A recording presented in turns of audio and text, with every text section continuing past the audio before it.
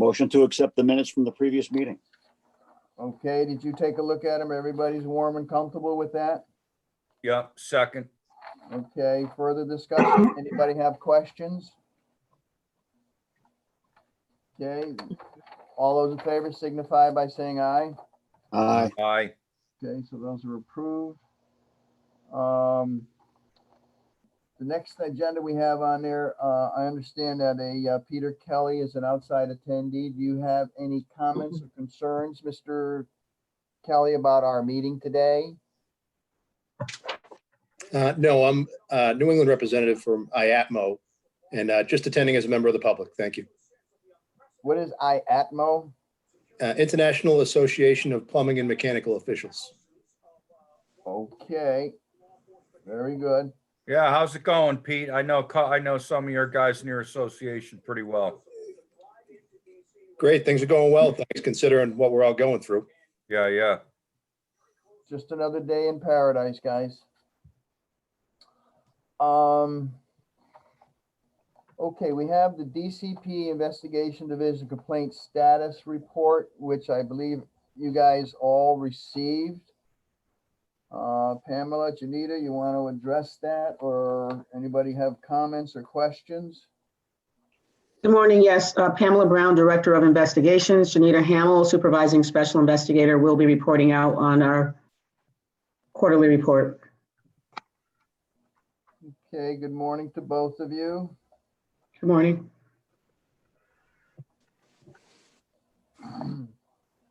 So most of these have all been settled, correct? Happy New Year. Hi, Janita. It looks like you're a little slower. There's something in the voice. I don't know. Okay, you're I good. just clicked on the microphone. Okay, you're good. Go ahead. Okay. Does anyone have any questions? Because what I have sent with Karen was the most recent report, which is from November 1st, 2020 to the end of the year, which is December 31st, 2020. And then the one prior to that would have been August 1st, 2020 to October 31st, 2020. And it lists the files that were closed, and it gives you the number of new cases that came in.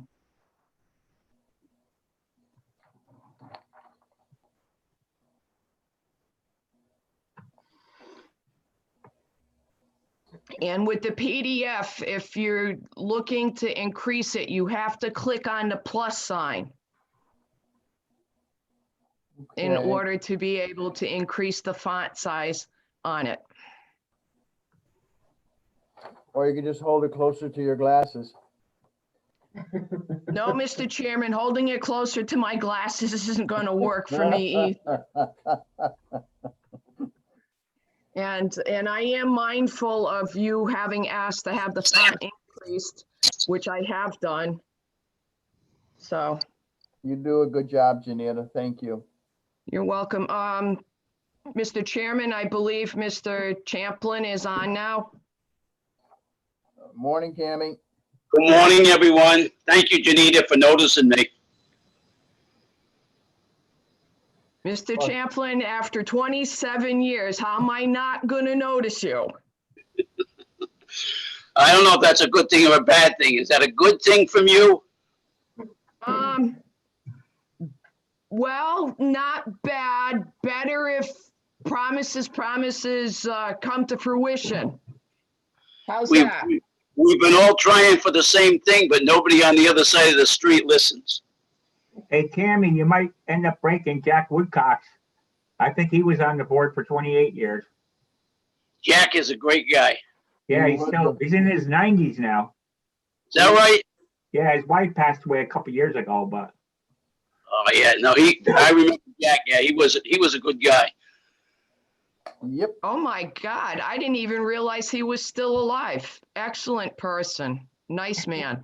Very nice. And the way it was. And what is your pleasure, gentlemen? That was when we went. Motion to accept the report. Yeah, okay. Second. So, get a second on that? Second. Okay, further discussion, everybody's comfortable with it? Janita, great job. All those in favor signify Aye. by saying aye. Aye. And who made that motion? I'm sorry, I couldn't tell who that Mike. was. Mike Rosario and then Cammy. Okay. All right, unless there's any further questions, I'm going to jump on to my next meeting. I don't know if you have any other questions for us. No, Pamela, thank you for attending. Appreciate it. Thanks Thank for all you. your help. Happy New Year, everybody. You too, guys. Take care. Okay, so, there's no old business. The other item I just want to discuss with you gentlemen is, I've been reviewing, some of the, applications. And one thing has always remained consistent over the years is how people fail to read the cover sheet with it and submit any information. We get numerous things that I have a P2 and I want an S2, and that's all they send us. So I think this last time around, I looked at maybe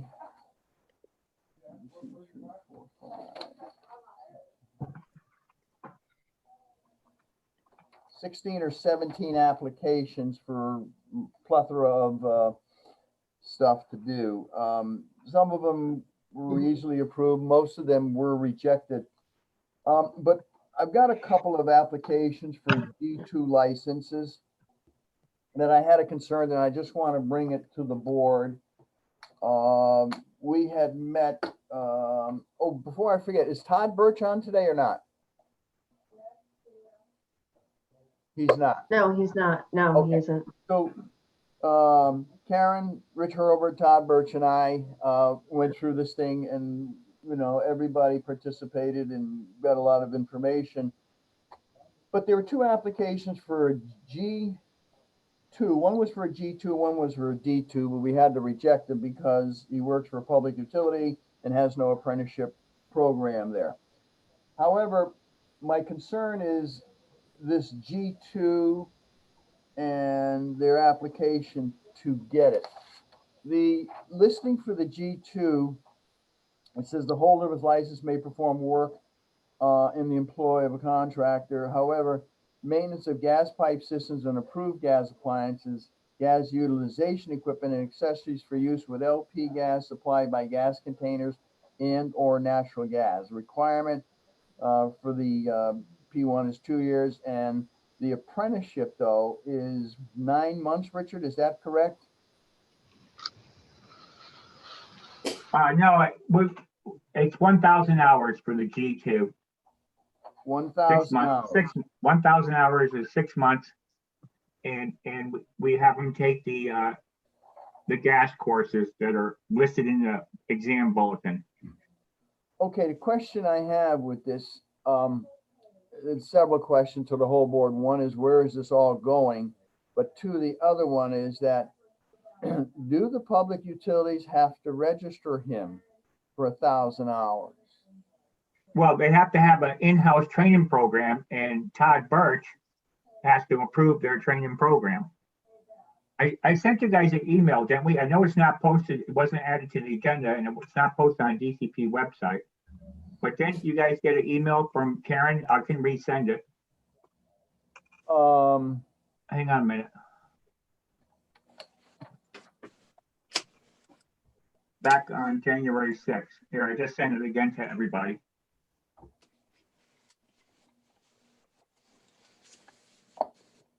You're gonna make it hard for me to try to go find this without getting kicked out here. Yeah. But anyway, it says the content and duration of the training and experience programs provided by the public service company shall be relevant to the duties of the employee and shall be approved biannually by the Labor Department. In reviewing the programs and training provided by the public service company, the Labor Department shall consider the specialization of the employees of the company, the employee's previous company training, the service record of the company, the experience of the company in training employees, to perform gas service work and quality assurance measures used by the company. It says an employee enrolled in the company's training program shall be issued a trainee certificate by such company, valid for the duration of the training program, and may perform gas service work only under the supervision of an employee of the public service company who is a registered public service technician or holds a journeyman's license, which is the G2. Typically. Okay, so there's two applications here that I have. What brings me to another situation now is the gas company, because of the DPUC chart or whatever, goes to the house and provides the meter. But with this license, they're allowed to do gas service work as well. Well, they have the public service technician, which is designed to service the flame. Now the G2 allows them to do gas piping. Who's taking out the permits for that work? I think the public service tech license allows them to do gas piping as well. They don't have to get this if they're just staying on the street, but once they want to enter customer premise, then they get the public service gas technician license or the G2 for a minimum license. Well, when they go into the house, who is taking out the permit? Well, I don't know. We just do the licensing part. So. Why did they need this license? Well, this was lobbied years ago because they wanted to have a special license using their in-house training program. This goes back to a court case. I don't know if you guys remember or not, but it was the heating coolant what is it? It was Bob Hubbellsburg's group. Connecticut Heating Coolant Contractors Association sued the gas companies because they were doing customer premise work without a license. And they said at the time that the public service companies have to stop at the meter. So then it went to court and the judge ruled they got to be licensed to go on customer premise side. So then the gas company says, well, maybe we can make an agreement. We want to do it a little different. Instead of getting everybody a G2 license, we want to have a special one for us so we can use our in-house training programs and get it approved by the Labor Department, et cetera. So that's what they get. And so then that way they can put the independent contractor out of work. They can come in and do it. They don't need an outside contractor, which we went through before. Isn't that when Jack Woodcock got Northeast Utilities canceled all his contracts? That's correct. That's correct. And so it's the same thing. If they're going to come out, in my opinion, if they're going to come out and do work on the outside, then let them sit for a test. But as far as giving them a license to let them just come into somebody's house and start working where we have private contractors that depend on that for a living, I don't agree with that at all. Right.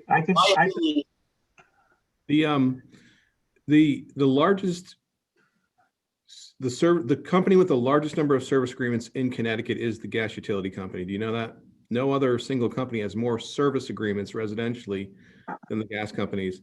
This is just a way for them to decrease the time to get the technicians legally in to do more work. And it's not just the burner. They're not doing right now ductwork or extensive piping. They do tag that and have somebody else do it. But when National Grid bought out Northeast Utilities, National Grid is a full-blown installer in other markets. They're coming, and then us as contractors become subcontractors to the utility. That's what's happening other places. That's their game, just for the record. I can speak from experience that Southern Connecticut Gas moved my meter from inside to outside. They took no permit out, said they didn't need one. They sent two guys in. One guy had a G2 license. The other guy had nothing. And was there a pressure test? No. No, they do a bubble test when they move the They meter. did a bubble test. You can't do a bubble test because you got to have a test. We have to do it. Well, yeah, but that just plays into this. They're circumventing any real requirements for a normal piping install. And nobody inspects the work. Nobody inspect the work other than me.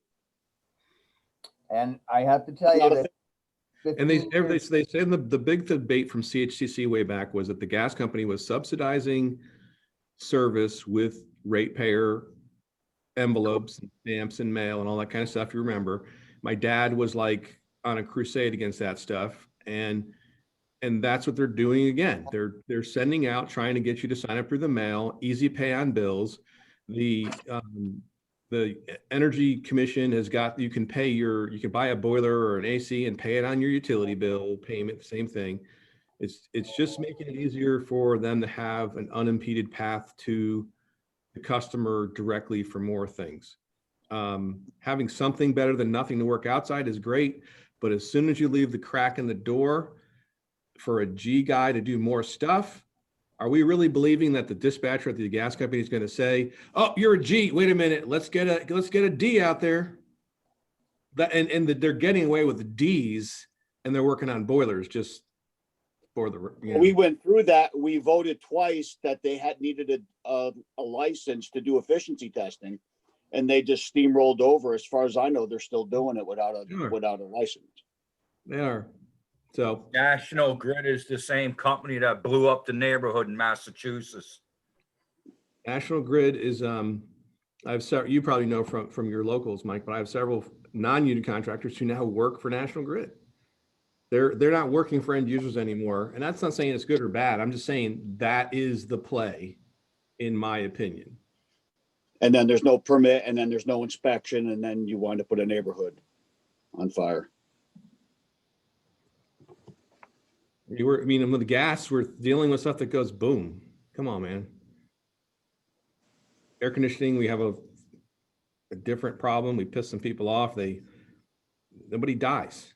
And that's going to change, by the way, because the new refrigerants are flammable, just for the record. So pretty soon the D license is going to go boom too for air conditioning. So now that I've opened up this little can of worms, we need some input, gentlemen, and it's a shame that we can't be together, but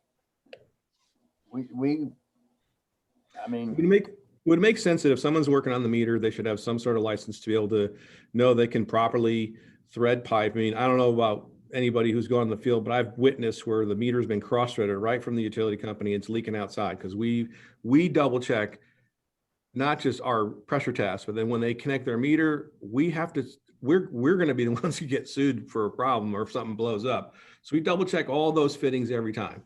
And I would say, 99% of the time is good, but I've witnessed where they cross-thread the damn connections to the meter. And so that's not a professional craftsman. That's a guy who just is a bull in a china shop. So having some form of license or training, awesome. I mean, you're connecting gas to a house. Hopefully you do a good job, especially if there's medium pressure gas with a step down regulator for a generator or something. Now you have a whole different ball game going on. They should have some training requirement to be connecting anything that brings flammable gas to a house. But as far as inside, they do with the G2, okay, and that's why it exists. What bothers me is if they're going to go inside, and John, in your case, they worked inside the house, they ran the gas piping out. Where's the permit? Didn't exist. That's a problem, because I've actually witnessed where a guy went in for the gas company and he went up and down twice and there was no drip tees. And the remark was, well, we don't need them. And you don't need them outside, but inside you need them. That's a code item. And, they went in and they moved all of the meters outside and did not take a single permit out. We can't do that. In Milford, they hired subs to move the meters, and I won't say the name of the sub, but they were unlicensed completely doing the work because they moved the meter from my basement as well. And it was not pretty. To John, I went afterwards and actually repiped it correctly myself. I didn't go that far. I just made sure it wasn't leaking.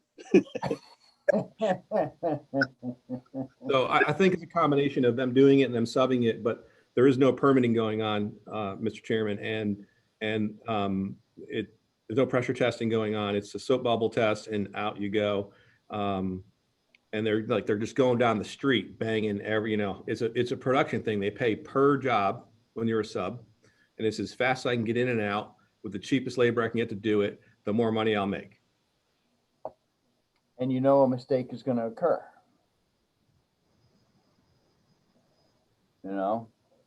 So Tom, I know a couple of my contractors that do that work, that they are a sub and that's all they do. They get a map of neighborhoods, right? And they have to be like their own almost salesman person. You have to call all the residents in the neighborhood. Hey, are you going to be home tomorrow between these times? We're going to come through and change your meter, or move the meter from the basement to the outside. I don't know about you, but they are requiring my contractors to have a minimum of a P2 license. They have to have a P2 license to do that work. We're not doing the subbing. I'm just witnessing it, and they're definitely not. Well, I'm not seeing that. Maybe they're like, here's the game with utilities. So you sign up for utility work, and you got to submit a roster of your licenses. So you say, here's all my P's or my D's or my S's. And they go, okay. And the utility, I give them, in fairness to them, how do they police it? They can't go to every job. But they go, okay, Mike's my P on this job. And then you don't send Mike. He was just the name they submitted for their RFQ. And now the contractors know the utility is not checking. And so who they get ultimately at the end of the day is a risk. And it's no different than a risk of a consumer calling people. I was at a job yesterday where they changed out these 2 big boilers in a house with nobody had a license, and it's like, shut it down. Someone's going to die here. So it happens every day, but just because they have them doing it, your guys are always going to do the right things, just the way you guys work. But a lowball contractor who's not got like maybe union oversight, they're not going to send in the licensed guys, even though they're on the roster. They're going to put them on the harder job that they need them, and put whoever on the simple cookie cutter, do the job over and over job. That's what I see anyways.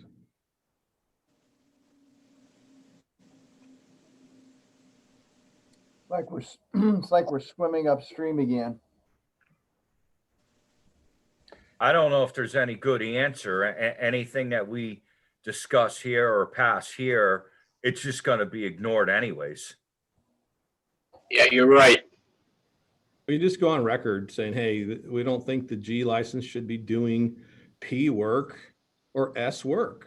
Well, it's in the laws. That's the dilemma. It exists. Inside the house, though? Well, that's what it says. But, again, when those things occur, or you're moving a gas, or you're alternating a gas piping system, you are supposed to take out a permit. So how do we address that with the gas companies?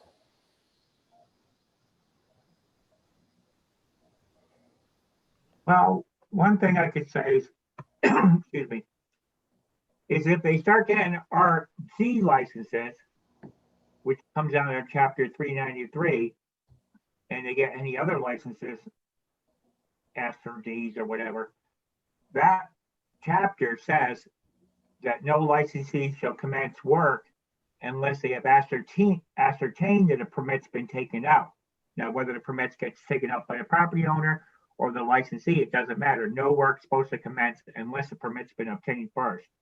So that language was added into the trades chapter 393 law. So if we find out we don't think there's a permit taken out for the gas work being done inside, then, and there's no permit, then that's a violation of the licensing law.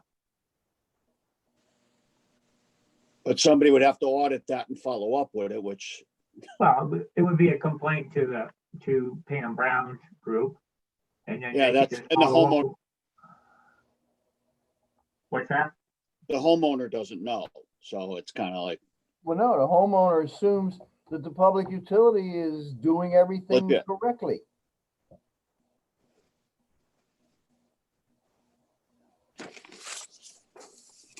And who's gonna bother to take out permits? Unless they're forced to. Well, do we want to file a complaint? Can we use you as a guinea pig, John? I mean, this was done probably 3 years ago. Geez, I'd have to even ask my contractors to see if they're pulling permits. I would bet they're probably not. But the utility's probably telling them you don't need, and again, that's not an excuse. Correct. They get a map of a neighborhood, they hand it to our contractor and say, here's your neighborhood, you got to change all these meters. And if they say, I want more money because I have to pay for a permit, the utility's going to say, well, we're not giving it to you. But the consumer is not being protected. Absolutely not.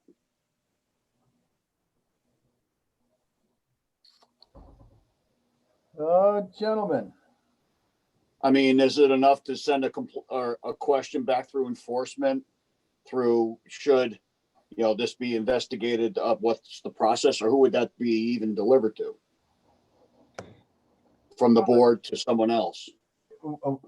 none of this stuff is supposed to be done without a permit. But is it appropriate for the board to vote to send it to somebody for investigation of practices by the utilities? I don't know. I'm talking out loud here. Or Why thinking don't out we- loud. It's going to be another 3 months before we get the answer, but Well, it's I gotta would say start maybe Michael could talk to his contractor and just before we kind of put the cart ahead of the horse, say, hey, what does it look like? What's the process? We don't want to get any, before we know, we don't want to, raise a false alarm, but I'm going to guess in the utility contract, which is like a friggin' encyclopedia usually, somewhere in there it says you're required as the contractor to get all these things. So making them aware would just be for them to tell their contractors, hey, by the way, we've received, but I would rather save my powder for the utilities so we know we've got them. But in my area of the state, Southern Connecticut Gas does it themselves. They don't sub it out. Southern subs it out in Milford. So it might But in just- Stratford, they did it themselves. So they may be doing both sides. Who knows? They might do it one town, one way or another, where they think they can get away with it. Maybe they can't get away with it in Milford. There's a problem here. This is, don't do as I do, do as I say. I don't know. Just, Richard, can you clarify, like, just what is the sort of modification? I know, Bob, you asked regarding some applications, but Richard had sent out a thing for us to look at and vote on for this license. What are we voting on exactly? Well, there's nothing to vote on. What happened is we have two applicants that applied for a G2 license. And one individual went out and got all the courses required for the S license for whatever the reason. Maybe he was previously not employed by a public service tech gas company, or maybe he since left them for all we know, and he just wants to at least get a G2 license. And then the other individual actually took all the, I guess they call them, the acronym is CTEMP courses. It's through the national, what is it, Bob? It was Joe Rose used to be in charge of it. Dave Foster would know, but anyway, the kid took all the courses that are prescribed to be taken to get a G2 license. And he has over, they both have well over 6 months of experience because they've have previous experience with the gas company. And either the two kids are going to go AWOL and take off, or, could be the gas company wants them to get the G2 license, because it appears from other applicants over the years that the various gas companies apparently all got consolidated and bought out and owned by one company now in Connecticut. Connecticut Natural Gas and Southern Connecticut Gas and UI, I guess it might be all owned by one company now. And I think the thing is, they want them all to get the everyday trade licenses. could be one scenario, you know? Yeah. And we're only talking about a G2. Who's got the G1 that would actually be required to pull a permit? Well, at one time, there was, You don't need a permit. I just talked to one of my contractors. He said no permit required, that the utility says that they are exempt from the permit. That's what he just told me on the phone. well, I think that would depend on the scope of work they're doing at a person's house. So I think that's something that somebody should talk to, what is it, Cassidy, now the state building official, or Darren Hobbs, the assistant that took Dan Tierney's place, to clarify exactly when they don't need a permit, maybe to provide gas service versus provide gas service and doing some customer premise gas work. No, the public utility thing says they can go in to provide the gas service to the house, do the meter. Anything else has to be permitted inside the house. Correct. That's what I think the clarification should be from the state building official's office. That sounds more logical. But we already had this opinion when we started this last lawsuit with them. It was a pissing contest. I just sent you the court case, so all you guys will have it to read. It's a summary. Peter Boucher was the attorney, and I remember the fight. It was back in the 90s. Richard, if someone has oil heat and the utility was able to sell gas to them, what they do is the utility runs, they run the gas all the way up to the house, and the utility, they put in the gas boiler, and all that piping is run inside the house with no permits. Right, but I think that's the break point. It's one thing that they're exempt to provide utility service up to the meter or just inside the foundation wall because it's a water meter or what have you. And it's another thing to go from that point and be within the customer premise area, which is what the court ruled. They just sent you the decision saying, no, you got to be licensed for that work. And I'm sure that a permit would be required as well for that portion inside the customer premise.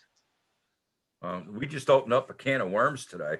Well, Yeah, I mean, I think. so who does the complaint go to then? Should it go to the attorney Well, general? first, we get a letter from the state building official's office, Department of Administrative Services, Joe Cassidy or Darren Hobbs, asking for clarification as far as a permit requirement for gas service up to customer premise and for any gas work performed after the demarcation point on the customer side. And I think they'll give you a letter saying they're exempt only up to providing the gas service. That's how that was a decision back then. I remember that. And it was up to the meter. Anything else inside the house, you had to have a license. Correct. You had to have a license, and I'm sure you need a permit. But to get a clarification on that the permit's required on the customer side, even though it's a gas utility company offering those additional services, I think they're going to need a permit. But Joe Caskey, if Joe Caskey could just do a letter on that one question, is a permit required to supply gas utility service up to the meter? Yes or no? You know, is a permit required to perform the work after the meter on the customer side, such as and including piping, installing gas appliances, boilers, burners, etc. I agree with you, but we already have a decision, Richard, from the court case. We have a decision that yes, you do have to have it. So why can't we just go back to that and say this is the decision? Are you upholding? I have to read the court case because I'm not so sure they even. I just sent it to all you guys, but I'm not so sure that really gets into the permit part for code. Okay. I The think problem is you don't have enough. You don't have enough people that work for the different towns and cities to even go check if there's a permit. no, but if you got this letter regarding permits for gas piping work pertaining to utility service companies performing such work up to a point, and then on the customer side, if you got a clarification letter like that, they can take that letter and send it out to every single building department. Plus, our inspectors would have it in hand So if they are inspecting customer premise work, then they could say, well, where's your PST license or where's your G2? And by the way, you need a permit. How could you have done this without a permit? There was nothing on file at the town hall. So I think a letter would go a long way on having something in someone's hand to say, this is what it says. You didn't take out a permit. You're in violation of the licensing law, or don't start your work until you do. I Mr. think- Chair, Mr. Chairman, if I might say something. Yes, Janita. Mr. Hurlbert is exactly correct that the first step would be to get the state building official's office under Joe Cassidy and his new deputy building official, Darren Hobbs, to do exactly what Richard said. One letter with two separate questions answered, or two separate letters. And the state building official's office is very good about getting letters out to the local building officials and the fire marshals, whether it's they send a letter or they do a blast on the internet, or they're using the permit money to do the continuing education classes for the fire marshals, the building officials, and the code officials. They will get that out there. But the first step to combating, I think, the age-old, the utility is, I'm supreme and the hell with everybody. You're going to need to get that clarification right from who's the code official in the state, who's in charge of permitting. And I'm going to go back to 1998 and 1997, when I used to have quite public battles with the state building official at the time, Christopher Lau. And I used to tell building officials and contractor associations, when I did training seminars, show your license, go to the town, pull the permit, you got to show it. This man stood up, cleared his throat and said, young lady, you are completely wrong. And to prove it, he sent me a 1992 letter from Michael Spagnoli and then Commissioner Gloria Schaefer that said, we do licensing and the state building official's office does the permitting and the code inspections. So you're going to need to start with them first. And then once you get that, and Richard's right, once you get that, you have it, you give it to us, well, to Pamela, to me, and I give it to my staff, and I keep copies to keep being the historian for occupational licensing enforcement. Then we have something we can go, hello, hi, how are you? Where's your license? Oh, do you have a permit? Is it posted? Oh, can you have your office send you a picture of it now?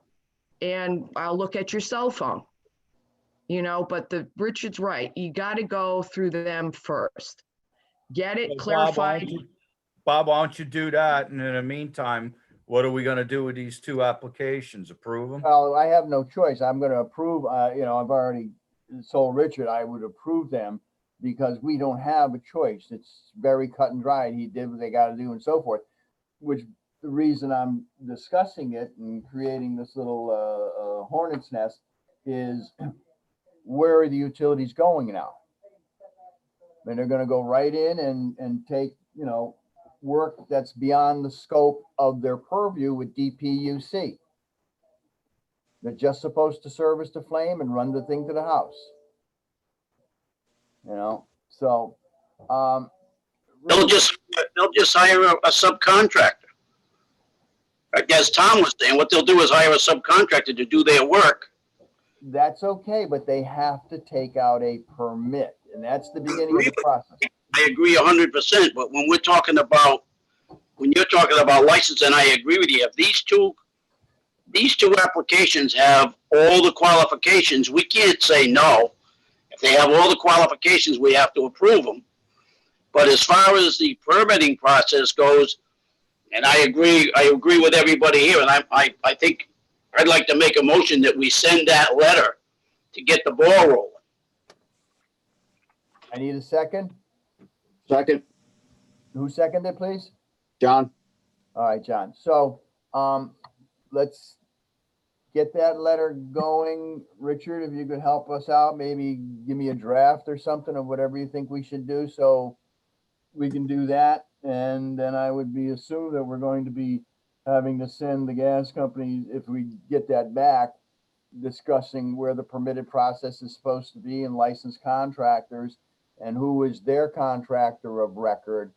But now they're working inside the house, which is beyond the DPUC. So we've got a couple of things we need to look at, gentlemen. All right, well, you guys want to do a draft, send it to Karen, and Karen and I will work on it. I'll call upstairs to Doug, to Darren Hobbs and Joe Cassidy's office, and they can change the wording so it's really clear and matches what's in their code, you know? Okay, sounds good. And I think I'm having a meeting with the commissioner on the 28th. I think so, yeah. Yeah, the MOU. So that will probably, I'd like to have that ready to go so we can bring that little can of worms to her meeting. Well, who's gonna draft the letter? Richard's gonna get, Okay, and Janita, and then get me a copy so I can take a quick look at it too. Say that very, again? thank you. And if I have questions, I will contact the board and go from there. Tom, you look like you're, pardon? Who's drafting the letter? You, Say it again? Mr. Richard, Hart. Okay, I just want to know, I want to tell Richard to get his rear in gear. All right, sounds good. All Hey, Tom, you look like you're stewing a little bit. What are we missing? I'm not doing it all. Don't give me that look. I know your father very well. No, I think it's a good thing to just get something out on record that just is like, hey, and if there's a dispute or understanding, or they want to come in and talk about it, at least let's get it on the table. And, you know, we can always refer to that disaster in Massachusetts. We can't allow this to happen. You know, you're going past the codes and permits are required, inspections are required, tests are required. I just think that it's not the forum and it's not the purpose of what our board is, but the contractor community in general, specifically the residential community, we've got our heads buried in the sand, and we're about to have Amazon in our business. We're about to have Google in our business, which is already kind of there. We're about to have these national grid type utilities in our business. And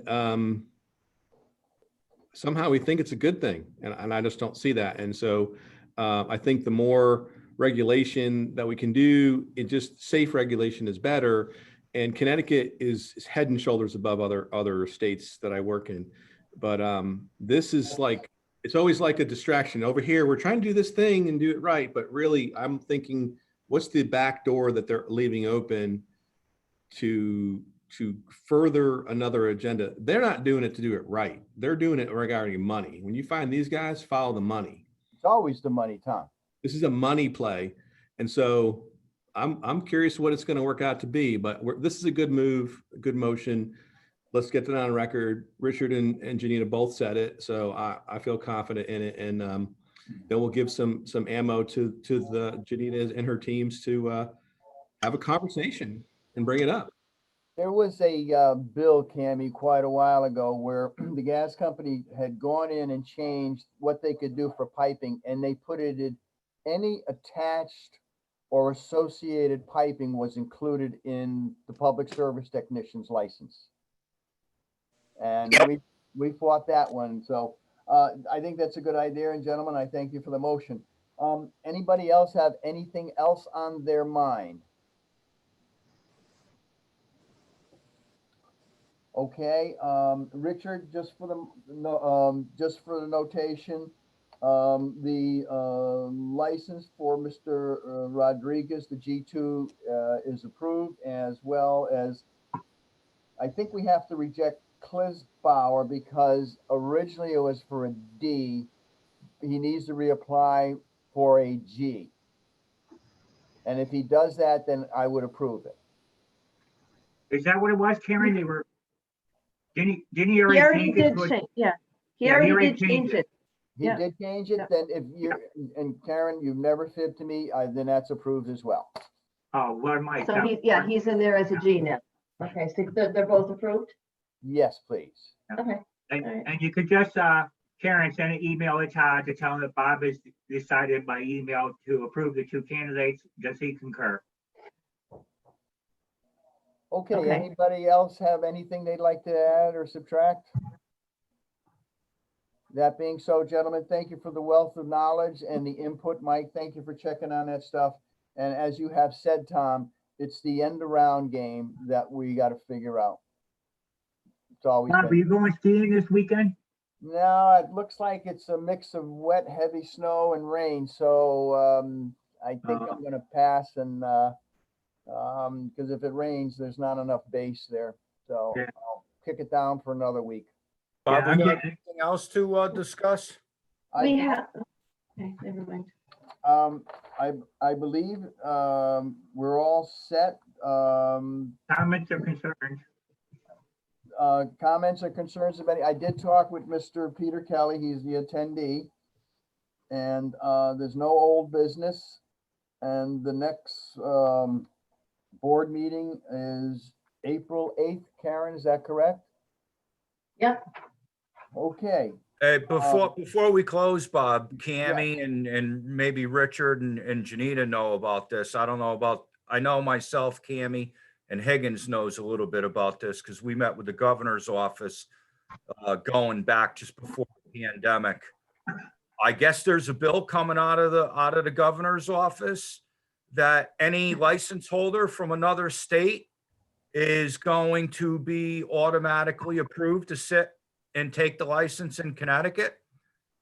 Myself, Cammy, and John Higgins met with Jonathan Harris and another member of Lamont's staff, and we voiced our opinion that we're opposed to it. We have no problem if the license is completely equivalent to our license, but to just give somebody a license that, let's just say, comes from Florida, and he's got a heating license, but Florida doesn't have any steam heat. And then all of a sudden you're going to give him a license to do steam work in Connecticut. I just don't see how that's going to work. And the comment that we got from the governor's office was that this issue was stopping people from moving into Connecticut. And I kind of laughed at him. So What's Cammy, stopping them that's from back moving on out? the books, right? Unbelievable. Cammy, didn't we meet with, who was the former commissioner? Harris. Jonathan Harris. The other states that I'm licensed in, and this has been a discussion for as long as I can remember on the board, and Mike, you and I were unsuccessful once before trying to modify it, but other states have what they call is basically a residential license or a limited contractor and a mechanical contractor license. And so they don't have like a whole bunch of different silos. So if you were coming to say from Georgia and you have an AC or an HVAC license, it's a residential license. You need to get a mechanical contractor license in order to do commercial work. So theoretically, those guys are, getting exposure to some things. Same Florida, same South Carolina, same, all those states. Our license is different because it was kind of made originally in the vacuum of our state and what we have. So it could be if they're going to roll that out, maybe we have to re-look at how do we create a different way of having licenses that are not so much by like fuel type or something, but saying residential, commercial, or something along those lines. Because definitely, other than New England, which is very unique, those same categories are not any place else around the country that same way. No. So they'll be coming in saying, I have an AC license, I'm applying for the S, when they have nothing associated. But if they could apply for just, a D that was more mechanical related, so they can do more projects or bigger jobs only with air, it'd be different. Tom, we've had a guy that submitted some stuff 3 or 4 times. I don't want to discuss names. And he just has HVAC license, commercial, and he has no gas, no high pressure steam, so it's an issue. Before I forget, Mike. Well, if this bill passes, Bob, he'll get a license. a license that would match. You can't just give them who at the governor's office did you talk to? Do you remember? Jonathan Harris. Who was the other guy, the other chief of staff from Lamont's office, Cammy? The young kid. The with young, Josh Gable. Yep. That bill is coming out again and end of this month, next month. It's coming. We already got word from the governor's office. They're going forward with it. Richard, have you heard anything about this? No, that's all handled by Leslie O'Brien, but I haven't heard anything about that. I think this board, we've done a good job. If a guy comes from Georgia and he's got an equivalent license, we have never, ever denied anybody if their credentials matched up to ours. We've never. And if they didn't match up, we always help that individual to say, hey, go here and do these classes. And once you submit that you pass these classes, we'll automatically approve you. But to just give, you know, an open door policy to anybody, I just think it's a wrong move. I agree with you. Cammy, what was your feeling when we had left that meeting that day? When we met with Harris? Yeah. Well, I think some things that are being done isn't Harris's decision. Somebody's telling him what to do. But I know we had to fight the governor's bill last session, Senate Bill 13 that he had in there. Had a lot of stuff in there we didn't like. And that never did get passed. So it's going to be another battle. But I do think, and I'll do it myself, I will have another conversation with Harris and see if we can sit down again and do something about this bill that they seem to think if they just open the doors, open the floodgates and let everybody come in here and do what they want to, that it's going to improve our economy. I can't see that happening. I agree. If I can help on that, because I do have, like, I'm not speaking hypothetically from being licensed in other states. I'd love to be at that meeting. I brought a combustion analyzer to my company in Florida, and I've got really solid guys there, and not a single one had ever actually touched one. I mean, at any level. Okay. And so it's different. I'm not, they're good guys, but if they came here, we had a guy come from Florida to Connecticut, and he had all the education and time to get his S10, and I would only let him apply for a D2 because he's not an S10 guy, even though the board would have given him an S10, but yep. I knew he's not. So if it's just a rubber stamp, that guy on a boiler is going to hurt himself or somebody. Oil, he's going to hurt somebody. I mean, something's going to go bad. And the bureaucrats don't understand. We live in a very unique place in this region of New England compared to every place else in the country. The ironic part about this, and having met with, and the commissioner having the experience he has, the board is not against people getting licenses. The board is just trying to make sure that they are properly knowledgeable to obtain that license and perform to that level of expertise. If you just go out and give license out to Tom, Dick, and Harry, you're going to have some issues. I mean, you know, I watched the guy try to use a propane tank without a regulator to fire up a heater. And I'm saying, what are you doing? He said, well, it'll work. I said, oh yeah, it'll work. It'll work really good, but can you let me get out of here first before you light it? You know?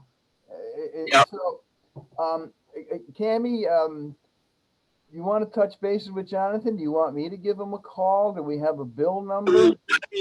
I will touch base with Jonathan today and see if we can get a meeting with him. And what I'd like to do is have a little conversation with everybody. we have to go in there. The union and non-union people have to go together and tell them how important this is and what our thoughts are, so they know it's not a union, non-union issue. Let's just go there like we do on our board and do the right thing. But yes, I will contact him today and I'll get back to you ASAP. All right, well, here's something else. If that bill is going to come out, you have the plumbing board, the electrical board, the elevator board, the heating board. What other board am I missing, Richard? You got 4 or 5 boards that are going to be like, wait a minute. So this is something I think that's, I don't know how many members, how many people we could bring in the board to begin to express our concerns, and that means we'd have to bring in Chuck and Larry. Yeah. And I'm sure they'd be opposed. I talked to John DeRosa yesterday from the elevator board, and he was really off the wall over it, real upset. Yeah. Listen, I have no problem helping somebody out. If they're qualified and they have a license like what we do with Massachusetts and Rhode Island, we've always helped everybody out, always. You guys have been fair. I really, we're trying to keep people working. We're not here to deny them, because if somebody comes in, we tell them what to do, where you got to go, and this is what we can approve you for. And that's strictly based on the existing charter. So then if this all gets passed out, this won't even matter anymore. Right. Yeah, you won't be. You don't even. I don't think, Bob, you'll be reviewing the applications. Yeah. Okay. Cammie, keep me in the loop, and 777. Think about it a little bit, but I think. Do they have a bill number at all yet, or does anybody know what it is, or is there a draft? Not yet. Nope, not yet. Okay. But listen, when we do go to that meeting, one thing, and I know, Tom, you've been talking about it, and I do think it's important if we have somebody like, and I'm saying not just somebody like, but Tom at the meeting, because he does do business in different states, and he could give specifics about why it wouldn't work here when it works in Florida or wherever. So honestly, what Jonathan, what we should try to do is try to get all the board members from all the licensing board members, fire protection, plumbing, elevator constructors, and all of us go on as members, both union and non-union. And because this really isn't a union, non-union issue, this is more of a safety issue for the industry. For the consumer. Yeah. It really is, because, all right, Cammie, keep me in the loop. And I think what I will do is I'll touch bases with some of the other board members to let them know that this is on the horizon. It's pretty important. I have plumbers, I don't should say plumbers, it's plural, but I have a couple of plumbers in Florida who literally have never soldered a pipe. That's right. And now when you come to soldered, they CPVC, PEX, they can do amazing things. But you're like, just solder it. They're like, do what? And you're not going to use CPVC and stuff in Connecticut. You're going to be soldering all those pipes. Scary or ProPress, and take it another step with like water mains, right? Going to the house or whatever, you have to be buried certain amount of feet because of the frost line. There is no frost line in Florida. We hand dig all the trenches. That's right. It's a water table line you have to be worried about. So this is being generated from a lot of contractors in the Greenwich, Stanford, Darien area. They're the ones barking in the governor's ear about this, that it would be a good thing and that would bring more people into Connecticut. Yeah. Let me know. I'll be there. Anybody want to sell them a bridge? Okay, gentlemen, thank you for Excuse the me, well. Bob, before you go, there's somebody in as an attendee calling in by phone. I didn't know if you wanted that person to identify themselves or. Well, if there's an attendee, do you have any questions, concerns, or comments of what we've discussed today? And identify yourself, please. And they should be able to speak. Can you hear us? Yes, I can hear you. May I have your Okay. name, please? Robert Barrio speaking, sir. My name is Leonard Morel, Okay, and I'm calling about an S7 application. I believe that a decision has been made and you should be receiving that reply shortly, Mr. Morel. I Okay, can speak with What, him after the meeting if he wants to email me. okay. All right, so you Okay. guys can't tell me what the, okay, no problem. All right, thank you, Mr. Morel. Appreciate it. Yeah, no worries. Thank you. Thank you for your time, I guess. No Okay. problem. Appreciate it. All Bye-bye. right. Anybody else? Questions, concerns? Karen, thank you for handling that. And I'll note that the meeting is adjourned at 10:11. Thank you all. Thank you, Everybody. Gary. Thank you, Richard. Thank you, Janita. All right, take care. Thank you. Bye-bye. Take care all. Thank you. Be safe.